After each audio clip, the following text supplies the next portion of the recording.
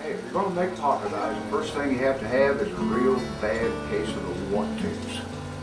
Because if you don't really want to do it, you're going to give up before you get on top of it.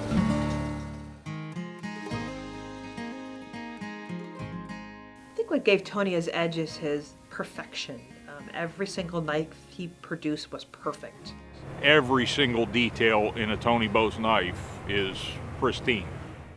How he could hand make a knife with literally zero tolerance, it's tough. It's incredible that he could do that by hand.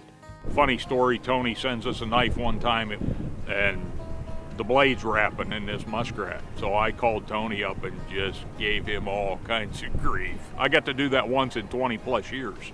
Through this whole process, he made us make our knives a little better as well. This is a Polybug Spring. As we get them back in repairs, these would be broke off.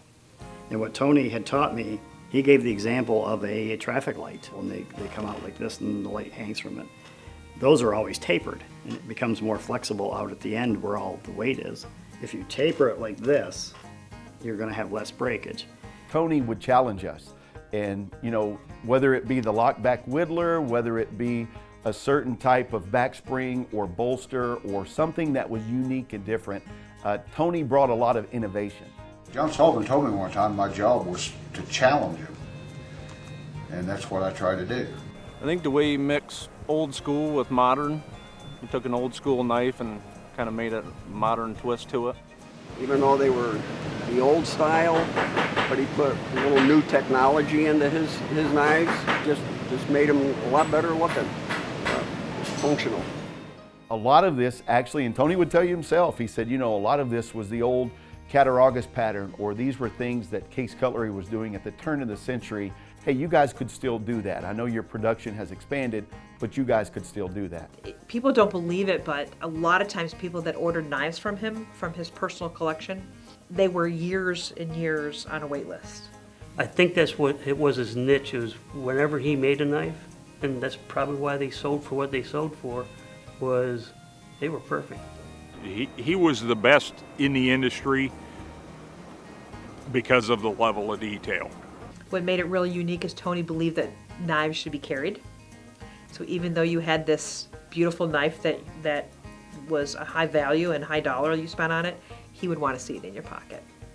Tony was a rock star coming in here to a lot of these folks. They knew that every knife that Tony Bose made was perfect. He didn't come off as a celebrity, although in his circle, in the knife circle, he really was a celebrity, but he didn't come off that way. I would sit beside him at events, and Tony always whispered, I can't believe people would really even want my autograph. And they did. They wanted his autograph.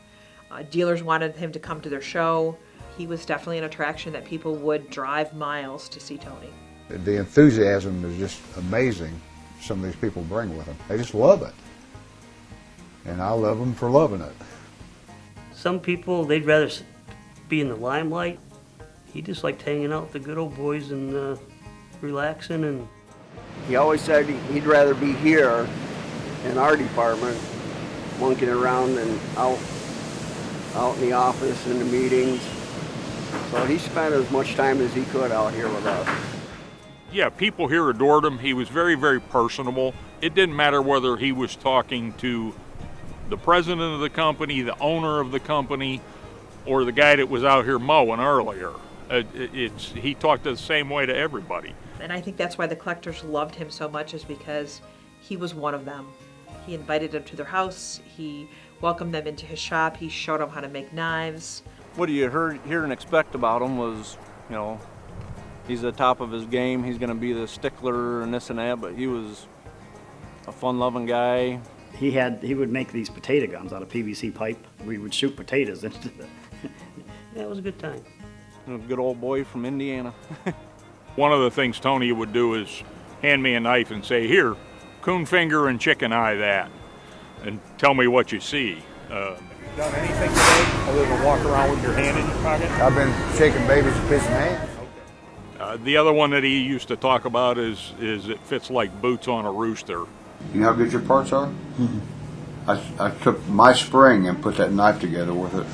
and it worked like boots on a rooster. All right. Yeah. What really separated him in the industry, it's going to be his passion for production, his passion for the industry, his passion for the trade and the skill of knife making, and for the Case brand. We're very thankful for that. We gave him a gray jacket, kind of like the PGAs have the green jackets. We gave him a gray one. They wanted us to all kind of look like Tony and honor him by dressing like him, so that's where the shirt came from, and I still have it today. He proudly wore that jacket and represented our brand really well. Case is the epitome of traditional knives.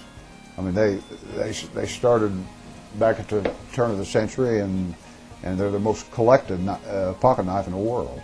I don't believe there's anybody any more deserving out there. He did impact the whole factory in raising the quality level, and will have a big impact for those who remember working with him moving forward.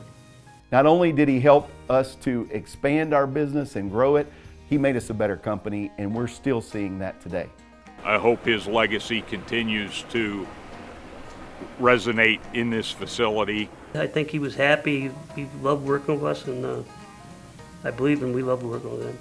Tony deserves it. He paid his dues in the knife world. I was impressed by him.